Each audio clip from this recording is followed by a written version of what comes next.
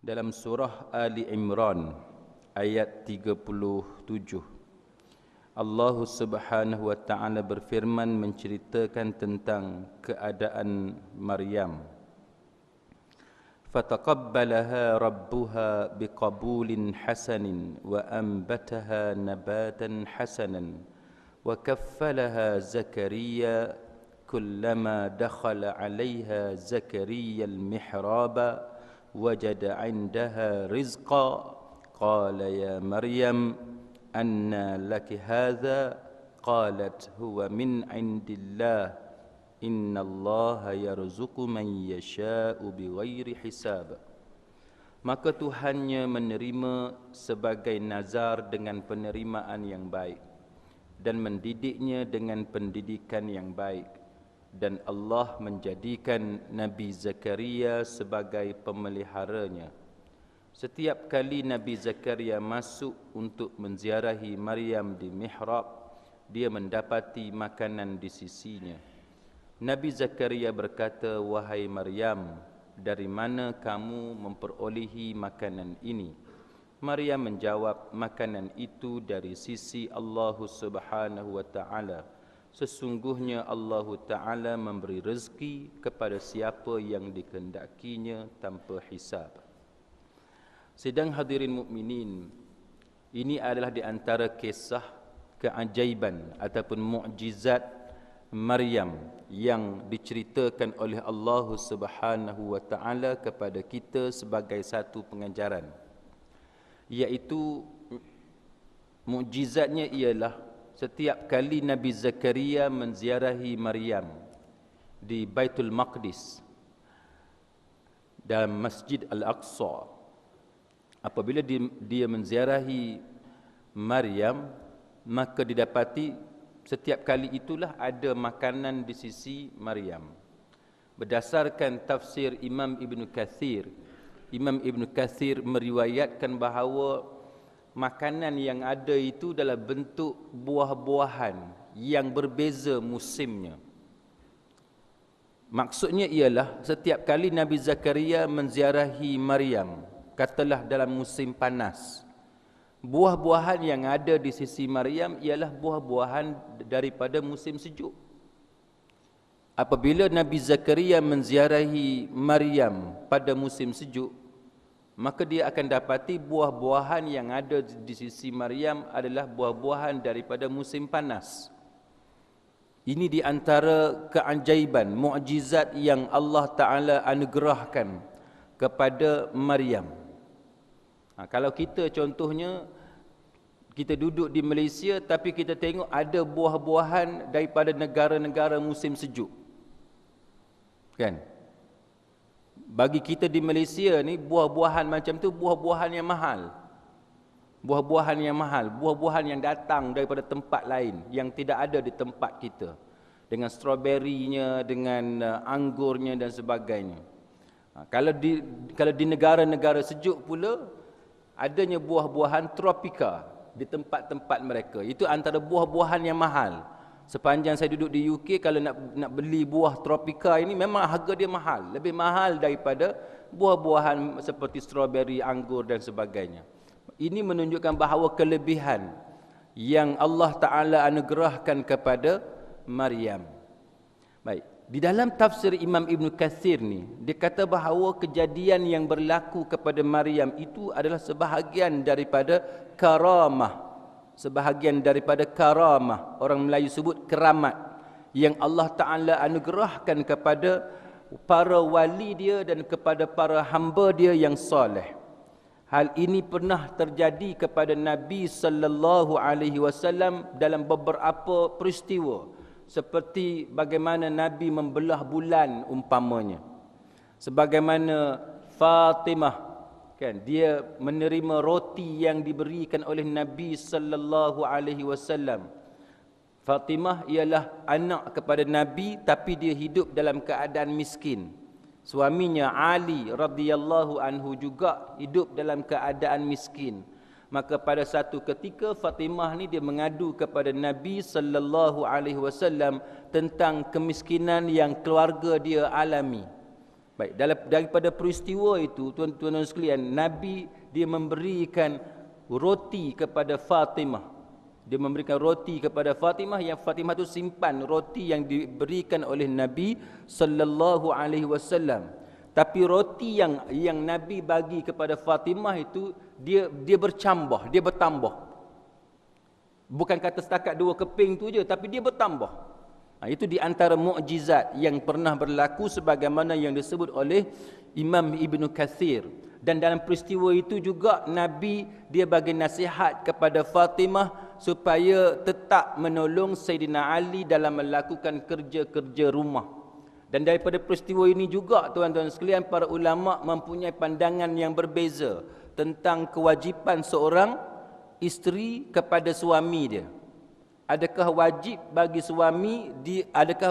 bagi suami masak untuk keluarga dia, ataupun kerja memasak ini ialah kerja kaum wanita, kerja kaum isteri.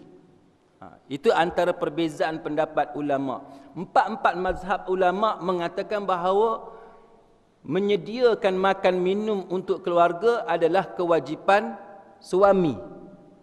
Itu wajib bagi suami menyediakan makan minum untuk isteri dia dan untuk anak-anak dia.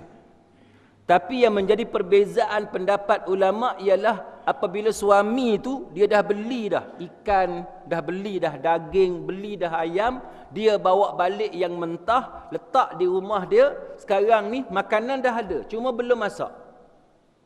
Jadi untuk memasakkan makanan itu tugas siapa?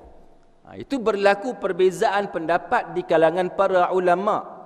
Antaranya dalam mazhab Hanafi, dalam mazhab Imam Abu Hanifah, mazhab Hanafi menyatakan bahawa termasuk dalam fatwa Hindiyah menyatakan bahawa memasak adalah kerja siapa?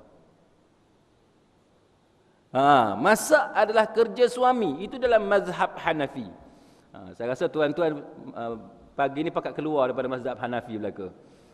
Semua pakat tak mau menjadi mazhab Hanafi. Pegang mazhab Hanafi, bala. Memang jadi bala. Dalam mazhab Hanafi termasuk dalam fatwa Hindiyah memang satu fatwa terkenal. Dalam mazhab Hanafi dia mengatakan bahawa tugas memasak adalah tugas suami, kerana di sisi mazhab Imam Abu Hanifah dia termasuk kepada tanggungjawab menyediakan makan minum kepada anak isteri. Dia termasuk tu. Maknanya tugas suami ni bukan setakat pergi cari barang dekat luar, tapi termasuk sampai tahap makanan tu siap untuk dimakan. Sampai tahap tu dalam mazhab Hanafi. Baik. Berbeza dengan mazhab yang lain, umpamanya dalam mazhab al-Imam Syafi'i rahimahullahu ta'ala, dalam mazhab Imam Ahmad bin Hanbal umpamanya. Kalau kita tengok dalam fatwa Lajnah Daimah lil Buhuth al-Ilmiyah wal Ifta' Kerajaan Arab Saudi, dia membawa peristiwa Fatimah dengan Ali ni sebagai satu panduan untuk menentukan sama ada tugas masak ni tugas suami ataupun tugas isteri. Dalam mazhab Hanafi, kalau isteri enggan memasak untuk keluarga dia, isteri itu tidak derhaka. Isteri itu tidak nusyus. Sebabnya ialah kerja masak ini ialah kerja suami. Itu dalam mazhab Hanafi. Maka dalam mazhab Hanafi, isteri berhak untuk menolak melakukan kerja memasak di rumah. Tapi dalam mazhab Imam Ahmad bin Hanbal umpamanya, dalam mazhab Imam Syafi'i dan lain-lain, mereka berpandukan kepada peristiwa Fatimah yang kita cerita ni. Jadi bila Fatimah dia mengadu kepada ayah dia, Nabi kita Muhammad sallallahu alaihi wasallam, berkenaan dengan kemelaratan, kesusahan hidup dia dengan Ali radhiyallahu anhu, maka Nabi mengekalkan tugas Ali bekerja di luar rumah dan tugas Fatimah di dalam rumah. Maksudnya dalam rumah itu ialah melakukan semua kerja, mengemas rumah, bersihkan rumah, memasak untuk ahli keluarga, itu dilakukan oleh Fatimah. Menggiling tepung dan sebagainya, itu dilakukan oleh Fatimah dan tidak dilakukan oleh Ali. Ali melakukan kerja-kerja luar rumah, termasuklah berjihad dan sebagainya, dan termasuk mencari makanan, mendapatkan makanan di luar rumah, bawa balik ke rumah dan bagi kepada Fatimah untuk Fatimah proses. Jadi dalam mazhab Imam Ahmad bin Hanbal, dalam mazhab Al-Imam Syafi'i rahimahullahu ta'ala, mereka menyatakan bahawa tugas suami isteri ni dia bergantung kepada uruf setempat, bergantung kepada adat masyarakat di tempat tu. Jadi kalau kita orang Melayu, orang Mamak, Penang apa semua ni di Malaysia ni, kalau kehidupan kita masak tu kerja kaum wanita, maka kaum wanita lah yang bertanggungjawab untuk memasak bagi ahli keluarga dia. Lega kita dengar. Kalau tidak nanya pagi ni. Kalau tidak nanya tuan-tuan. Lega kita dengar. Baik.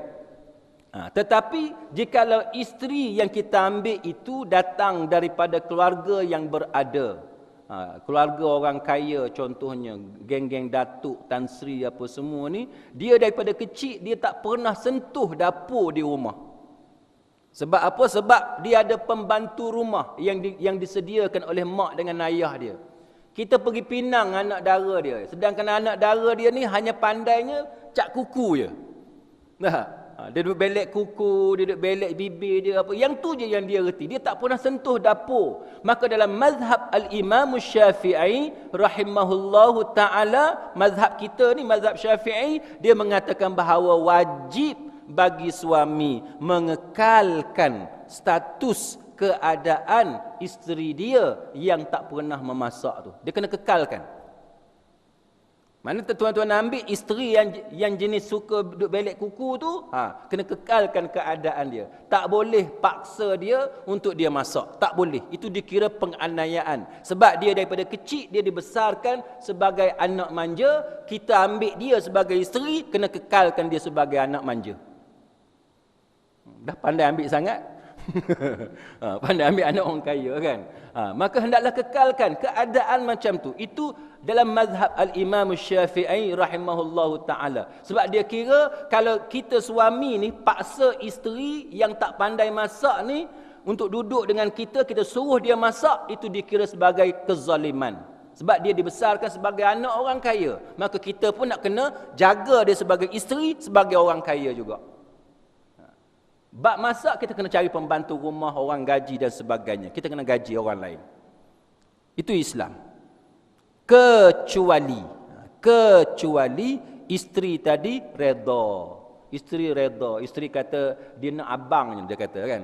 Kalau dia terpaksa masak pun dia sanggup masak, dia kata. Setakat masak ni senang je, dia kata. Gunung Kinabalu sanggup dia daki. Contoh dia kata kan. Lautan api sanggup saya renangi demi cinta saya untuk abang. Dia kata macam tu. Kalau macam tu tak apa. Ahlan wa sahlan. Seronoklah kita. Kan? Kalau macam tu tak apa. Dengan syarat dia rela. Itu yang dikatakan tugas dan tanggungjawab suami. Maka ini adalah satu contoh bagaimana mukjizat yang Allah Ta'ala berikan kepada Maryam. Jadi kalau orang kata dalam Islam ni ada tak berlaku benda-benda pelik? Ada tak berlaku benda-benda pelik yang Allah Ta'ala takdirkan kepada hambanya yang saleh? Jawapannya ada. Jawapannya ada. Itu berdasarkan kepada dalil daripada Al-Quran. Dia tak semestinya berlaku kepada Nabi. Yang berlaku kepada Nabi adalah mukjizat. Tapi yang berlaku kepada selain daripada Nabi, kita panggil karamah. Kan? Kita panggil karamah. Dan kita juga panggil ma'unah. Satu kejadian luar biasa yang berlaku kepada wali-wali Allah, yang berlaku kepada orang-orang saleh. Walau bagaimanapun disayugiakan kepada kita, kepada orang-orang saleh, kalau berlaku perkara-perkara yang luar biasa baginya, adalah lebih baik dia menyimpan cerita itu untuk dirinya seorang, daripada dia menyebar-nyebarkan cerita itu kerana dibimbangi dia menjadi seorang yang takabur, nak menunjuk-nunjuk atas kejadian luar biasa yang berlaku kepada dia. Jangan duk cerita ke orang. Kalau berlaku benda pelik dekat kita, kita simpan untuk diri kita seorang. Itu lebih baik daripada kita duk cerita ke orang, sebab takut nanti kita nak menunjuk-nunjuk. Contohnya apa dia? Katalah tuan-tuan, seorang yang rajin berqiyamul lail. Kan tuan-tuan seorang yang rajin berqiyamul lail. Qiyamul lail bangun 3 pagi, 4 pagi, 2-3 jam sebelum subuh, bangunlah dengan zikirnya, dengan doanya, dengan sembahyang dan sebagainya. Tiba-tiba tuan-tuan rasa ada 4-5 orang ikut kat belakang. Kan? Rasa 4-5 orang ikut kat belakang. Bila bagi salam, Assalamualaikum warahmatullahi belah kanan, Assalamualaikum warahmatullahi belah kiri, tak ada pula. Kan? Kita sembahyang pula. Bila sembahyang pula, berasa bila kita rokok, bila kita sujud, kita nampak ada orang, 4-5 orang ikut kat belakang. Bila kita bagi salam, tak ada pula. Agak-agak siapa dia? Agak-agak siapa dia? Agak-agak lah. Jin Islam, dia jadi makmum kita. Kita seorang yang hebat, dia sanggup datang berjemaah dengan kita. Baik. Bila jadi macam tu, tuan-tuan sekalian, kita nak cerita ke orang ke? No kan? Nak tunjuk aku ni hebat, aku pernah jadi tu imam dekat jin. Itu masalah dia. Kita nak cerita ke orang pasal apa? Sebab nak menunjuk. Kalau benda tu berlaku kepada kita, duduk diam sudahlah. Kenapa kita nak pergi cerita ke orang? Yang nak pergi cerita ke orang ni, bukanlah semua, bukan semua, saya tak kata semua orang. Tapi dalam banyak kes, yang nak cerita ke orang ni, dia jadi nak menunjuk-nunjuk. Itu yang jadi masalah. Lepas tu pula, selain daripada menunjuk-nunjuk, dia akan jadi fitnah. Dia akan jadi fitnah. Sebab itu lebih baik bagi sesiapa yang mengalami perkara yang pelik dalam kehidupan dia, hendaklah dia menerima itu sebagai satu anugerah daripada Allah Ta'ala, kerana status dia yang soleh, dikasihi oleh Allah Subhanahu Wa Ta'ala, dan dia keep cerita tu, dia simpan cerita tu untuk diri dia seorang, tanpa dia menceritakan kepada orang lain. Contohnya tuan-tuan sekalian, seorang sahabat Nabi yang bernama Ubaid Al-Hudair. Mungkin sebahagian tuan-tuan pernah dengar cerita ni. Ubaid bin Hudair, tuan-tuan sekalian, siapa dia? Ubaid bin Hudair, bukan Ubaid, Usaid bin Hudair. Usaid bin Hudair ialah seorang sahabat Nabi daripada kaum Ansar. Dia pada kaum Ansar. Pernah berlaku perbalahan, sebagaimana yang tuan-tuan tahu, di Thaqifah Bani Sa'idah.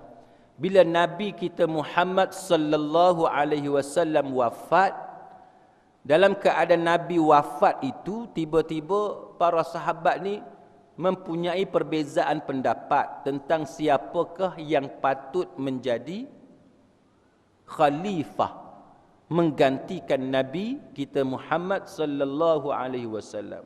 Yang kaum Ansar ini, penduduk asal Madinah, dia claim oleh sebab mereka lah yang jadi tuan rumah kepada Nabi dan tuan rumah kepada kaum Muhajirin, maka mereka lah yang patutnya menjadi khalifah. Baik, dalam keadaan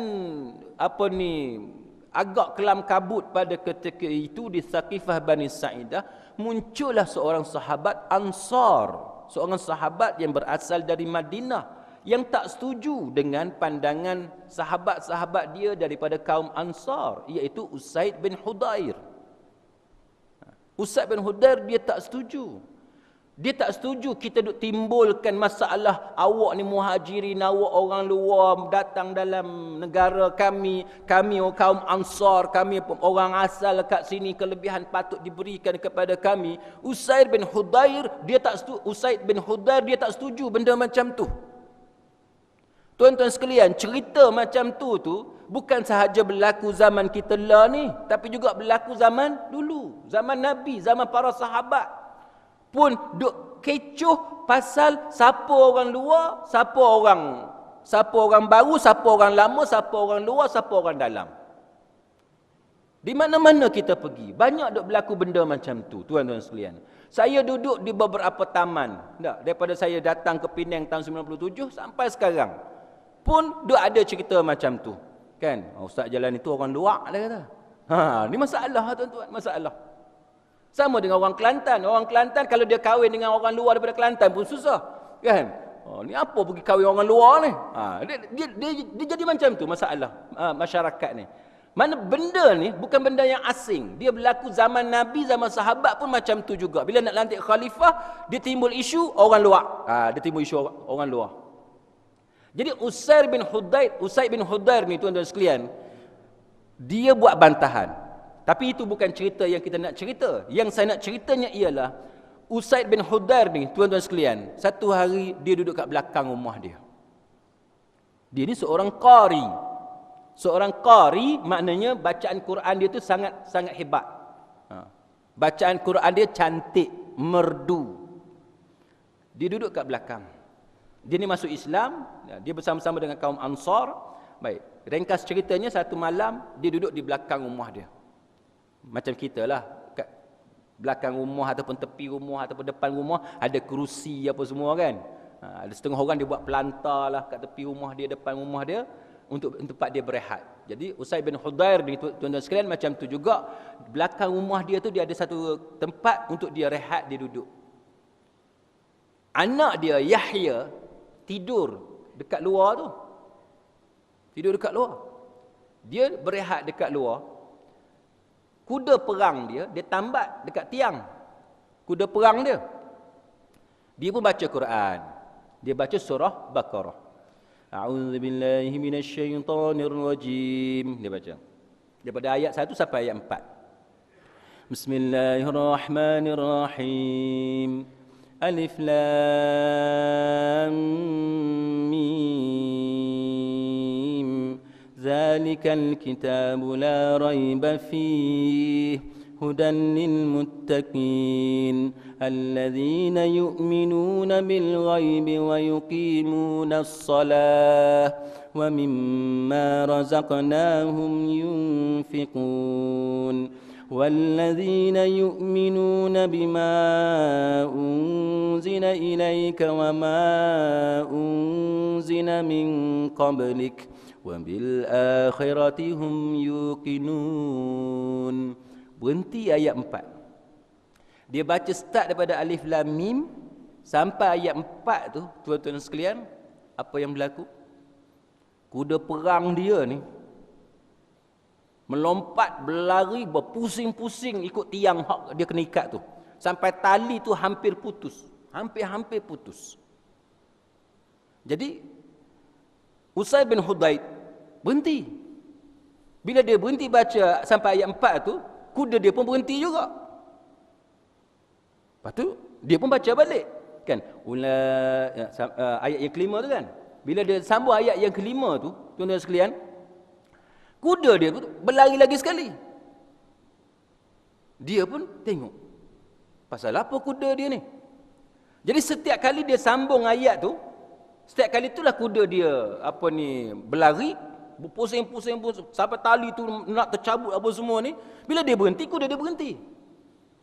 Maka keesokan hari itu Usaid bin Hudair dia pergi berjumpa dengan Nabi sallallahu alaihi wasallam.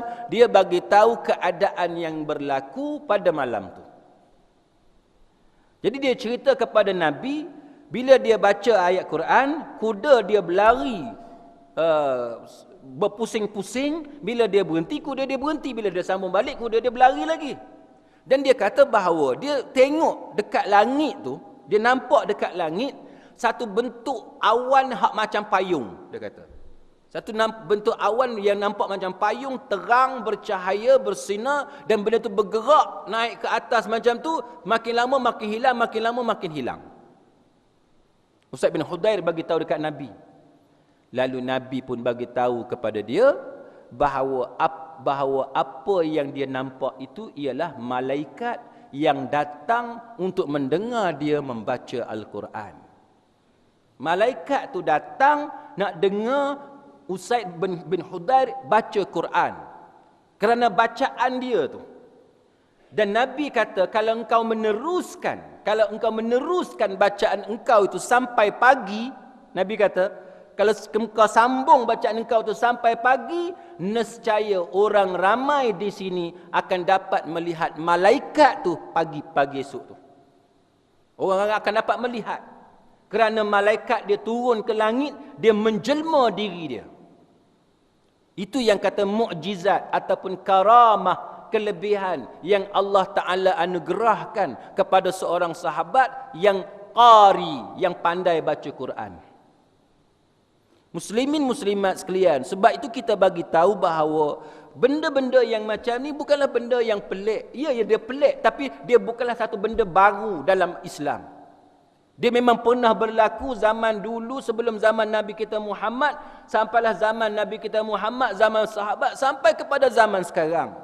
Cumanya muslimin muslimat sekalian, kita kena berhati-hati bila kita sebarkan cerita yang macam ni, sebab dibimbangi mendatangkan sifat mazmumah. Kita kena hati-hati. Baik, balik kepada cerita Maryam ni, muslimin muslimat sekalian. Maka Maryam ni Allah Taala cerita macam mana hal ehwal keadaan dia. Allah Taala berikan kepada Maryam satu kelebihan. Apa dia? Satu benda yang kita panggil karamah. Melayu sebut keramat. Diberikan keramat kepada Maryam dalam bentuk adanya makanan di sisi dia tanpa ada orang lain yang bawa makanan tu kepada dia. Untuk menceritakan hal ehwal Maryam yang salihah, yang baik ini, Allah Ta'ala dia menggunakan satu perkataan yang mana dia kata kullama dakhala 'alaiha Zakaria al-mihrab. Setiap kali Nabi Zakaria menziarahi Maryam, di mana? Di mihrab. Para mufassirun dia bincang sebab apa Allah Ta'ala guna perkataan mihrab. Patutnya sebut ialah dia Nabi Zakaria pergi ziarah Maryam. Cukup setakat tu je. Tapi sebab apa Allah Ta'ala dia nak cerita kepada kita ni, Nabi Zakaria menziarahi Maryam ni, tapi dia sebut bahawa Maryam tu duduk di mihrab. Dia nak bagi tahu bahawa orang soleh ini duduk dia di tempat bi'ah salihah. Suasana yang ada di sekeliling dia tu suasana yang elok. Suasana yang elok.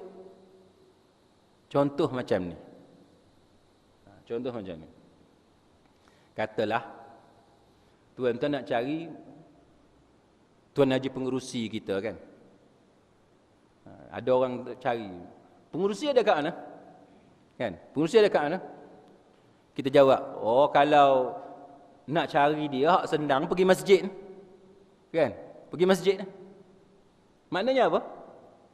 Maknanya kita ni ikatan kita ialah dengan masjid. Identiti kita ialah masjid. Mana kita ni orang yang suka duduk dengan masjid. Mana kita orang baik. Itu maksud dia. Ataupun kalau orang tanya, ni kalau nak cari sahabat kita ni nak cari dia dekat mana? Oh, dia kata kalau hari Khamis malam Jumaat kena cari dekat kelab-kelab malam dangdut. Maknanya apa? Lagu tu lah dia. Kan? Ataupun kalau nak cari dia time subuh gini, time maghrib gini, kena cari dekat apa ni, kolam ikan. Dia tu apa ni? Jenis mancing kan? Mancing. Macam itulah dia. Jadi orang yang baik ni, bila orang tanya dia, nak cari dia dekat mana, dia dikaitkan dengan tempat-tempat yang mulia. Tempat-tempat yang mulia. Ni kalau antara maghrib dengan isyak, dia ada kat mana? Oh, dia maghrib dengan isyak tiap-tiap hari kuliah maghrib tu. Kuliah maghrib kat mana? Dia ikut dan pusing. Taman Semilangnya, Seberang Jayanya, Masjid Batunya, Matan Jangguihnya dan sebagainya. Itu yang para mufassirun dia nak cerita kenapa Allah Subhanahu wa taala bila dia cerita Nabi Zakaria menziarahi Maryam, dia sebut mihrab sebagai identiti tempat yang Maryam itu sentiasa ada. Jadi kita ni muslimin muslimat sekalian, kita nak kena tanya diri kita. Kita kata kita ni baik ke jahat? Kalau kita rasa kita ni orang baik, soalan yang seterusnya kita nak kena tahu, kalau orang nak cari kita, mudahnya cari kita kat mana? Kalau nama yang keluar tu tempat yang sia-sia, tempat yang sia-sia, itu maknanya sia-sia hidup kita.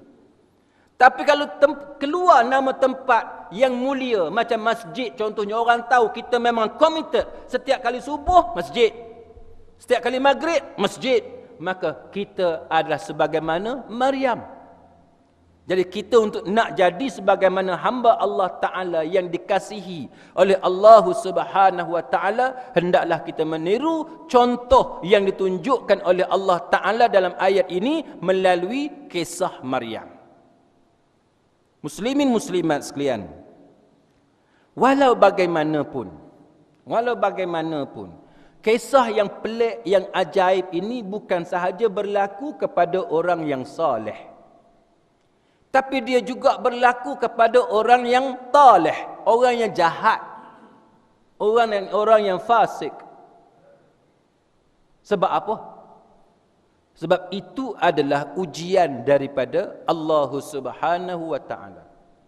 Imam Ibnul Jauzi dalam kitab dia Talbis Iblis, dia memperingatkan kepada kita tentang bagaimana Allah Ta'ala juga dia memberikan benda-benda pelik ni kepada orang jahat.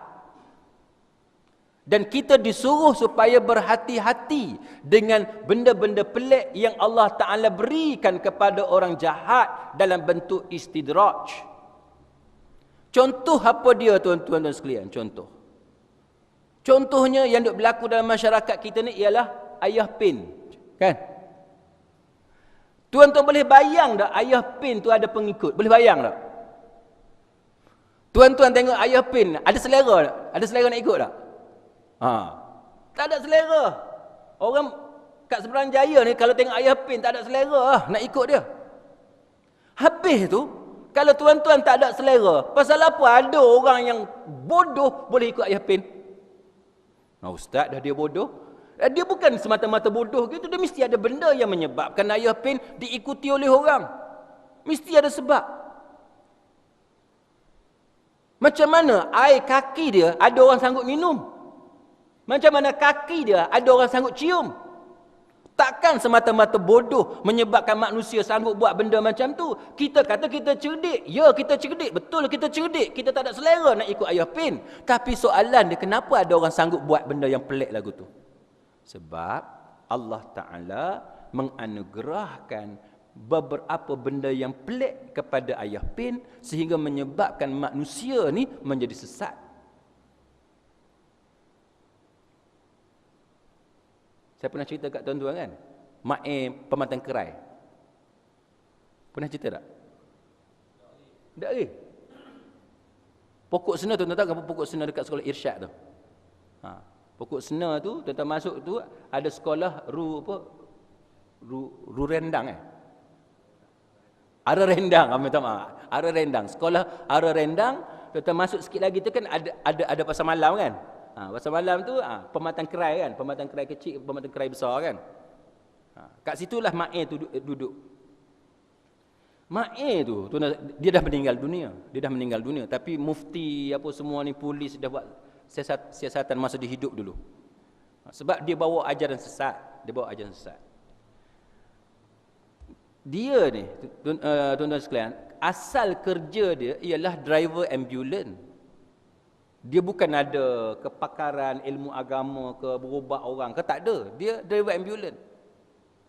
Tapi akhir sekali saya ringkaskan cerita, akhir sekali dia ada ramai pengikut. Termasuk pengikut daripada Kuala Lumpur dengan kereta Mercedes besar apa semua ni duk follow dia ikut dia.